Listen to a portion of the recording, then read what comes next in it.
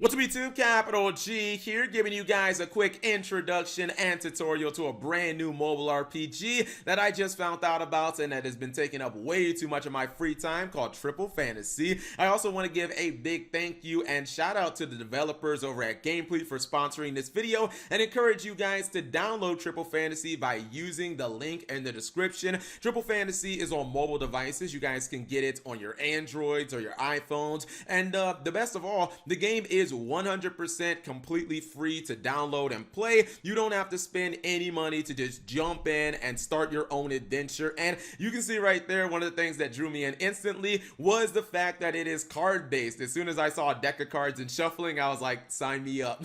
I'm already interested in this game. Another thing that I liked about Triple Fantasy, as soon as I saw it, was the pixel art. I think that it is pretty adorable and cute, but personally for me, it kind of takes me back to a lot of the RPGs that I grew up loving from my childhood, the games from the Super Nintendo, the original PlayStation, the Game Boy Advance, things like Golden Sun, Chrono Trigger, Super Mario RPG, basically the games that a lot of the old heads love. So this game I saw it and it was like, whoa, hold on, it's got cards in it, and it reminds me of like Golden Sun and Chrono Trigger. Definitely sign me up. You can see right here that I am going to be starting a new game, and it's cool because the game essentially throws you into the deep end immediately. I mean, we've been playing the game for what, 20 seconds and we're already into a battle. My man Cupid is going to be explaining battle at the bottom. You guys can read along, and essentially we're going to have to try to take down this orc. The game is based on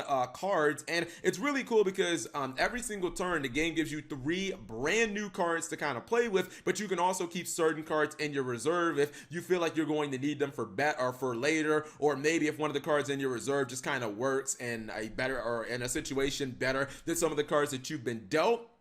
You can see right here that we also have to worry about elements in this game. There are fire, water, and earth elements, and certain ones are stronger against other ones, certain ones are weaker. For instance, the guy that we're fighting is earth elements, and we need to probably try to hit him with fire because we can essentially do double damage. But if we were to attack with water, we would only get like half damage. So essentially, if you've ever played like Pokemon, you know that. Now, combining 3 fire monsters or 3 of any of the elements automatically gives you a combo bonus times 3. This means your monsters are going to do way more damage than they usually would do. Their attack values is on the left side, and then on the right side is the value that you're actually going to end up being healed. So it's kind of nice right here. Now, we don't particularly have a great combination because we don't have any fires. However, we can still make the best out of this by going for a water combo, and then you can also take some of your classes. If you combine them in certain orders, you get even more amplifiers, which are awesome. These don't just amplify the amount of damage you're going to do, it also amplifies your healing as well, and they use familiar terms that most people are familiar with, you know, things from poker like flush and straight and stuff like that. If you guys have ever played poker, you'll know those terms instantly. Now, even though that was a crazy amplifier that we were using right there, it was still only half damage. So, you know, we're probably not going to kill him. Basically, every single turn, you need to kind of try to make the best combination of cards or for any given situation. And I like it because it keeps things fresh. You're never going to be just attacking with the same guy over and over and over again, doing the same thing over and over. Everything is, or every turn is basically almost like a new battle in itself. So we won that. And for the first couple of battles in this game, Cupid will kind of hold your hand and he will help you go through those battles and make sure that you don't get, you know, completely bodied by these enemies, because the boss battles in this game are actually pretty tough. Like, the bosses do insane amounts of damage. Regular monsters, you can probably handle those fair enough, but once you start dealing with some of the bosses, it's a little more difficult and you have to do a lot more like strategizing. You have to think about the combinations and stuff like that. There are different elements of gameplay that I like. I'll go into those in a little bit. Game kind of throws us back into the story, and then automatically the boss shows up and he's ready to rumble. So we're gonna have to take him down. Come on, bro, you just can't be rolling up on me like that. You can see that also, well, we got a really good hand right there, so we're already getting 4 times damage, so that looks pretty good. The thing is, you can also get a sneak peek at your enemies. You can see that the boss orc has a lot more attack, and he has also way more hit points than his other kind of like goons. goons. You also can know when the monsters that you're fighting against, the enemies, are going to attack. These guys are not going to attack, and then they won't attack for 2 turns, so we can get a bunch of damage. Hopefully we can take out his kind of goons before we have to deal with him. And you can actually target specifically monsters outside, or you can target one monster specifically to attack, so that's kind of good. I believe that we're going to get not an optimal, like not exactly the greatest, because we probably will want fire to go ahead and take this guy out, but it's fine. I think the game is right now, QP is showing us how to use leader skills. Leader skills are skills that are built into every single one of our cards, and basically you put the leader in the middle, and then you can kind of like click the card and it will actually show you. You can see right here, this guy's ability is Battle Cry, so it increases the attack of all the other monsters that we're going to attack with, so we're going to be able to get more damage, and having the right leader is really important. So you guys can see, oh my god, he hit us for dude hit us for almost 400 damage. Like, come on. If he hits us again, we're pretty much toast. Now you can actually discard your cards if you get a really bad hand, and it will give you a new card, but that does actually end your turn. This is something I don't particularly like doing. It gave us a fire card, which is kind of nice because we ended up with a really nice combination. We might be able to actually make that better, but this is something I don't particularly like doing because it does kind of give your turn away, but there will be some situations where you just have to. Now we're going to get just incredible. We have an arcane triple because all of our guys are like knights, and basically our multiplier, our amplifier, is times 14, and there's no way that he's going to be able to take that damage, especially if you hit him with an element that he's weak to. Your opponent, or your opponent, I'm speaking in Yu-Gi-Oh terms there, the enemy monsters are just not going to be able to survive that. The game jumps us back into the story, and it's really funny because, you know, you're in this kind of land, and the land instantly is like getting attacked. Then there's all calamity and stuff going on, and they think that you're actually Merlin. You guys know, like, the legendary wizard Merlin, and you're like, whoa, I'm not actually Merlin. No, and you're like, what? We thought that you were the legendary savior. We thought that you were the strongest mage of all time, Merlin. And they're kind of like lost because they're like, wait, what? But you're such a natural at battling, and you can use magic and stuff like that. So I'm gonna go ahead and enter my name.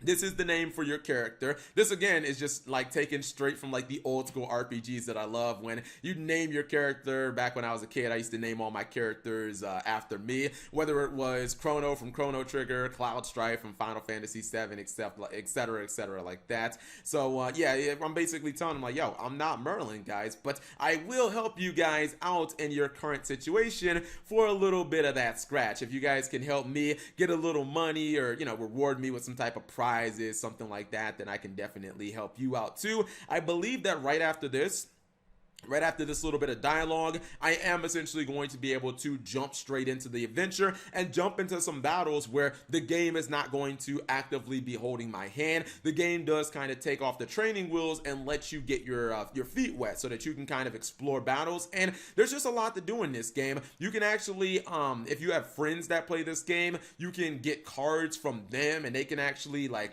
power up your deck, which is kind of cool. You can meet people on here, and you can friend request them. So after that, we're going to go ahead and jump in. There were some orcs attacking in the Jade Forest, and basically the king was asking me to try to go ahead and take out those orcs. So I got no problem doing that, as long as I'm going to be handsomely rewarded, of course. We're going to go ahead and start with a battle with the little weak monsters, and the monsters are in these battles generally going to get like progressively stronger. These guys kind of are pushovers. I'm going to just kind of give a little peek at them. I want to see what their attack values are, see how much damage these guys can actually do. And mainly I was just kind of wondering when they were going to attack, if they were every other, you know, turn like the orcs were, or if they were every turn. These guys attack every turn. You can see that I'm looking at some of my skills for my my cards here, and this one has Poison Mist, which is interesting. I might go with that. I think they both actually have Poison Mist. So basically, when I'm attacking them, I get a Poison Mist effect, and every single turn they're going to be taking poison damage as well. Poison is an element where it's in a lot of RPGs. So if you guys have ever played like an RPG, heck, if you play like Pokemon, you know, obviously that's like something you should be familiar with. And again, you have to kind of look at, you know, your cards. And sometimes if you know you're going to be like if you're going to be like marathoning, you're playing like battle after battle after battle, you might actually want to put some of your reserves, or if you think you can kill maybe a weaker enemy with even when you don't have like the tactical element advantage, you might want to save some of your more powerful cards for your next turns, put them in your reserves so that you can make a really good combination, because sometimes you just won't have the cards that you need. And again, you can kind of throw away your cards, but that does skip your turn. And again, I'm just not a personal fan of that. If I can get some damage in, I'm just gonna try to get some damage. So right now, I'm just kind of looking for combinations. I'm looking through my my skills and seeing if I can get something better. I only have to get over one monster, which is kind of fine. I just decide, all right, I've got the fire type advantage, or the fire element advantage. I'm just gonna go ahead and do that. Couldn't exactly find a perfect combination, which is fine because we did end up getting 2 fires from our next cards. I thought that was a nice little break there. Looking at my leader powers again, I think once I get rid of this guy, well, my goodness, look at that, an arcane straight. There is 0 chance I might kill him in one attack. Actually, when I hit him with the fire, boom, we got a critical hit, 600 damage. Even if I was fighting a boss right there, I would have done incredibly high damage even against a boss, just because of the critical strike. Some of these monsters, or some of the cards that you have, can give you crit amplification bonuses. Some of them give you like more attack. Some of them can weaken the enemy's defense. Some of them they increase like your regeneration. So there's just so many different combinations, and you really just kind of need to, you know, try to make the best of it in any given situation. You can see right there, this one has an ability called Magical Explosion, or Magic Explosion, where you kind of do splash damage to all the enemies, which is kind of nice. Now right now, I think I'm saving. You can see right there, I took the fire out of my hand, and the reason I'm doing that is because I didn't have any more fire cards. I felt like I could save the fire for the 3rd battle, because this is the final stage, and I was like, okay, I might not get a fire, so let's go ahead and just kind of save that. Now I'm just again looking at the guy and seeing if he has any hidden tricks up his sleeves, looking through my powers right now. I thought about bringing the fire in, but no, I have a better amplifier, just keeping it the way that I have, or the way that that it already is. Even if attacking with water isn't perfectly great, sometimes the amplifier just kind of makes it worth it. So we're getting extra regeneration. Vampirism is going to just heal us up a bunch, and we end up doing about half of this guy's damage right here. This is a particularly weak combo, but again, this is why you have things in the reserve. So we bring that fire guy out, now we got a straight, and we might be able to just go ahead and kill him, especially if we use our battle cry skill, which that will actually give us even more attack. But we're gonna trade that out, and we're gonna get a 10 times amplifier.